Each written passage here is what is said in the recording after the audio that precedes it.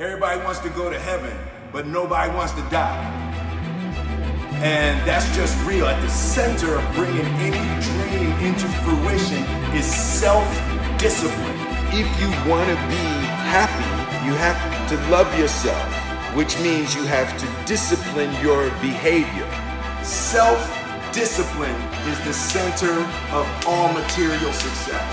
You cannot win the war against the world if you can't win the war against your own mind.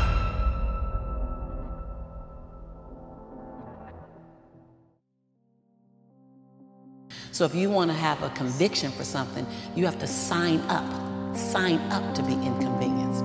We're trying to find convictions and passion and breakthrough on the inside of our box. Well, when you realize that the box doesn't even exist, everything is possible. What if you do? What if the God that we call God, the divine, whatever your faith is, what if there's no partial? It's not going to give me a hookup and not give you one. It's not going to give me an opportunity and not give you one. I'm just going to go after it. If I die, I'm down the treadmill, like Wilson said. I'm going to be on the treadmill running. You know, I'm just not going to stop because I believe all things are available to us. I'm just willing to go after them. Are you willing? And then that is so disruptive because then you got to make a decision. Being grateful is such a powerful thing. And it's hard to be angry or upset when you're living in gratitude. It's hard to be frustrated, mad, or resentful, or any negative energy when you're coming from a place of gratitude. But when we are guarded or put on a persona or we try to look perfect all the time, we get caught in perfection prison. And we are trapped by this perfectionism, this approach, which also holds us back from ever launching something, from ever putting something out there, putting our music, our art, because it needs to be perfect. And so a lot of people don't create or put it out there because it's not ready. It's never ready for them. People have a tendency to care more about what other people are thinking about them than what their soul is. And so they live from, what is so-and-so going to think of me? What's my mother going to think of me? What's the society going to think of me? Living in a paradigm of scarcity and lack, you tear people down. If you're living in a paradigm of abundance and opulence, there's enough for everybody, you cheer people on. So your success makes me happy. You're trying to do four things. You're trying to protect, prove, hide, defend. If you wake up every day and say, I have nothing to protect, I have nothing to prove, I have nothing to hide, I have nothing to defend. Now, who do I choose to be? See, we're not supposed to tuck our dreams in on the pillow when we get up in the morning. We're not supposed to leave them at home and go and fulfill somebody else's dream. We're not supposed to do that. That's not what we're wired to do.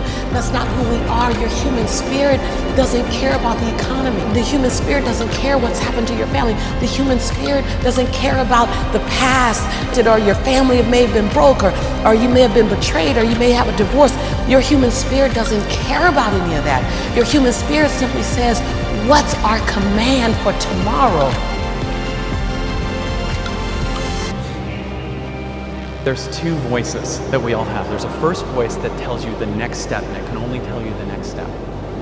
So this first voice, that voice that we hear in our body, what will I also become if I'm willing to make a mess? But also it's my calling, it's something in me that says, I need to do this. So that's the first voice. But we've trained ourselves to ignore this voice and listen to the second voice that I believe is a collection of the average society. It starts with a willingness to persist long after it's boring.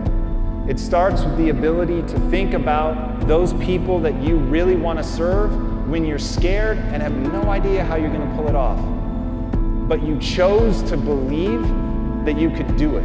You chose to believe that. And because you chose to believe that, you were able to achieve excellence. And inside, everyone has a destiny. Bright, beautiful destiny. The soul is calling us to be great beings, to be great lights, to live fully. And oftentimes people will dim their light in order to fit into someone else's paradigm and end up with crisis, end up with disease, end up with prolonged sadness.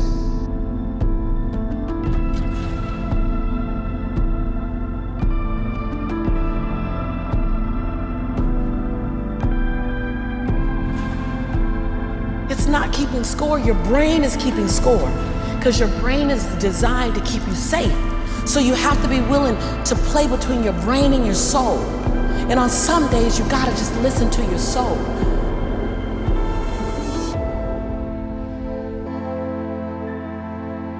To recognize that it doesn't have to be pinned to some great external thing that happens, because a lot of times these external things that happen, there's so much buildup, and when they happen, there's that moment, but then there's also the letdown that comes at the end of it because you've been working towards this, singularly focused on it, and then there's this lull that comes. Really, so much of what's available to us just happens in the quiet, in-between moments. The ones you get out of your mind or become aware that people are going to talk about you either way. And at the end of the day, you are different because you went for it. That you going for it actually brings out latent powers and gifts and talents within you that can't come to bloom unless you go for it.